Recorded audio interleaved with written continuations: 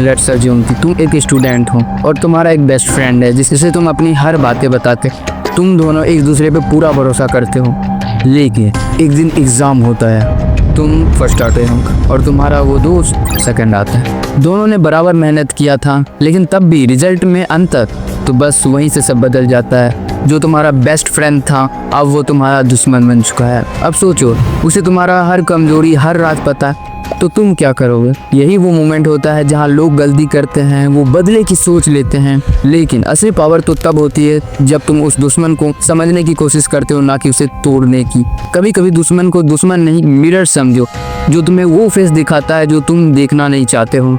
अगर तुम अपने एनिमी फ्रेंड्स के इमोशन को समझ जाओ और एक बार कामली बात कर लो तो वो तुम्हारा फिर से दोस्त बन जाता है, या फिर तुम्हारा एक नया वर्जन योरसेल्फ बनता है जो और ज़्यादा स्ट्रॉन्ग होता है।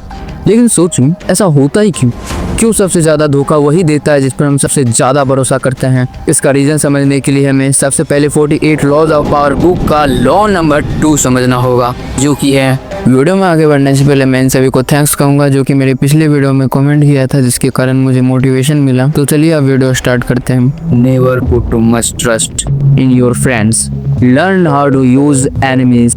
यानी दोस्तों पर पूरी तरह विश्वास मत करो, दुश्मनों का यूज करना सीखो। तो अब चलो समझते हैं कि आखिर क्यों लॉ नंबर 2 में कहा गया कभी भी दोस्तों पर अंधा भरोसा मत करो। दोस्त पर भरोसा क्यों ना करो? दोस्तों पर भरोसा करना गलत नहीं है, लेकिन अंधा भरोसा करना हर बार नुकसान पहुंचाता है, क्योंकि दोस्तों के साथ एक प्रॉब्लम होती है, फैमिलिटी रिस्पेक्ट को खत्म कर देती है। जितना क्लोज होता जाता है उतना कंपैरिजन, जेलसी, ईगो बढ़ती है। दोस्त तब तक अच्छा लगता है जब तक तुम उससे नीचे हो, लेकिन जैसे ही तुम उससे आगे बढ़ोगे तो उनके मन में जेलसी आने लगेगी और वही दोस्त तुम्हारे अगेंस्ट बोलना शुरू कर देता है। एक एग्जांपल से समझते हैं इसे। बहुत पहले मेरा एक फ्रेंड था, दोनों की रेटिंग बहुत ही अच्छी थी, लेकिन वो मुझे अप्रिशिएट करने की बजाय कहता था हाँ ठीक है, इससे ज़्यादा किसी को मत दिखाओ। मैं मान गया, लेकिन कुछ समय बाद मेरा रेटिंग उससे बेहतर होने लगी और इसी वजह से उसे मुझसे जेलसी फील होने लगा। उसे मेरा सीक्रेट एंड वीकनेस पता था, जिसकी वजह से वो मुझ पर अटैक कर दिया था। उसके बाद मैंने उससे बात नहीं की। रॉबर्ट विन कहते हैं, friends will betray you fast because they think they deserve more. दोस्त तुम्हें हमेशा सही नहीं बताता क्योंकि वो चाहता है कि तुम खुश रहो और उससे आगे मत बढ़ो। कभी कभी वो अपनी एबिलिटी को भी छिपा लेता है जिससे कि तुम्हें इनसिक्योर ना फील हो। इसी की वजह से ऐसे दोस्त तुम्हारी ग्रोथ को रोक देते हैं। और सबसे डेंजरस बात, दोस्त तुम्हारी कमजोरियां जानता है, तुम्हारे फियर्स, वीकनेस और कमजोरियां उनके पास होते हैं, वही सब उसके लिए वेपन बन जाता है। एक लाइन में याद रखना, फ्रेंड्स इमोशन प्रोटेक्शन देता है और एनिमी प्रैक्टिकल डायरेक्शन देता है। तो अब ये सवाल आता है कि मैं अपने दोस्त पर पूरी तरह भरोसा नहीं कर सकता, तो मैं कब कर सकता हूँ अपने दोस्त पर पूरी तरह भरोसा? तो अब जानते हैं दोस्त पर पूरी तरह भरोसा कब करना चाहिए, दोस्त पर पूरी तरह भरोसा कैसे करना चाहिए। मैं इस पर बहुत ज़्यादा सोच रहा था और रिसर्च भी किया, तो मुझे ये बातें पता चला, अभी आपको बताता हूँ। और इस पर तुम्हारा क्या राय है कमेंट में ज़रूर बताना। पहले समझो फिर भरोसा करो। किसी पर भरोसा करने से पहले उसके वर्ड्स और एक्शन को ऑब्जर्व करो। जो मुश्किल समय में साथ दे वही सच्चा दोस्त होता है। बात चीज से क्लियर करो। अगर कभी गलतफहमी या शक हो जाए तो चुप मत रहो, खुलकर बात कर, क्योंकि कई बार कम्युनिकेशन ही रिश्तों को बचा लेता है। हर बात शेयर मत करो। दोस्ती का मतलब ये नहीं कि अपनी हर कमजोरी और सीक्रेट्स बता दूं। थोड़ी सीमाएं रखना जरूरी है ताकि कोई मिसयूज ना करे। ईमानदारी टेस्ट करो।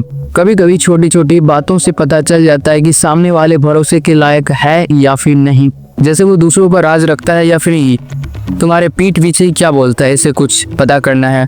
गलती है तो माफ भी कर दो, लेकिन सीख लो, लेकिन वही गलती दोबारा ना दोहराओ। भरोसा दोबारा बनाना मुश्किल होता है, इसलिए समझदारी से तुम विचार खुल कर रखो। अगर तुम्हें कुछ बात खटकता है तो साफ बोल दो कि भाई मुझे ये बात ठीक नहीं लगी। ऐसा कहने से गलतफहमी नहीं बैठती। संतुलन रखो, ब्लाइंड ट्रस्ट नहीं करो, स्मार्ट ट्रस्ट करो। यानी अंधा भरोसा मत करो और हर किसी पर शक भी मत करो। भरोसा उतना ही करो जितना जरूरी है। यह तो मुझे समझ आ गया कि दोस्त पर भरोसा कब करना चाहिए और क्यों करना चाहिए, लेकिन दुश्मन पर भरोसा क्यों करना चाहिए? आपके मन में ये सवाल आया होगा, तो अब जानते हैं दुश्मन पर भरोसा क्यों करें। अगर दोस्त रिस्क है तो दुश्मन पर भरोसा क्यों करें? इसका सिंपल जवाब है, दुश्मन के इरादे क्लियर होते हैं। वो तुम्हारा भला नहीं चाहता, जाता है लेकिन वो तुमसे झूठ भी नहीं बोलता। तुम उसके साथ अलर्ट रहते हो और वही अलर्टनेस तुम्हें उससे ग्रो करती है। अब आपको पता चल गया होगा कि एनिमी पे भरोसा क्यों करना चाहिए। अब आप सोच रहे होंगे कि एनिमी को कैसे यूज करें, तो अब ये जानते हैं एनिमी को यूज कैसे करें। एनिमी को यूज करना मैनिपुलेशन नहीं, स्ट्रेटेजिक माइंडसेट होता है। पहले अपने एनिमी को समझो, उसकी स्ट्रेंथ एंड माइंडसेट क्या है। डायरेक्ट अटैक नहीं, इनडायरेक्ट लर्निंग लो। हर अटैक क्वेश्चनल समझो कि तुम्हें कहाँ इम्प्रूवमेंट करना है। अपनी वीकनेस पे काम करो ताकि उसका अटैक यूजलेस हो जाए।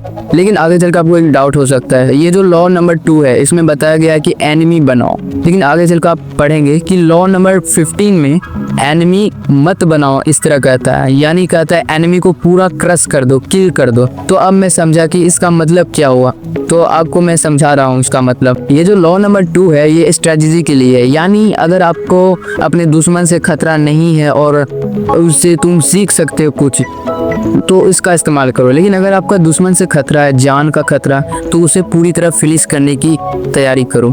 आगे चलकर अगर मैं लॉ नंबर 15 समझाऊं तो समझ जाइए। मैं इतना जो बताया हूँ उसका समरी बता देता हूँ जिससे कि आप सब समरी में कहा जाए तो अपने दोस्तों पर पूरी तरह ट्रस्ट मत करो, दुश्मनों का भी यूज करना सीखो, वरना आगे चलकर तुम्हें बहुत ज़्यादा खतरा झेलना पड़ सकता है। अच्छा एक चीज़ सोचो तुम कि अगर दुनिया में सब लोग अपने दुश्मन को तोड़ने की बजाय समझने की कोशिश करें तो ये पावर का गेम तो खत्म हो जाएगा ना।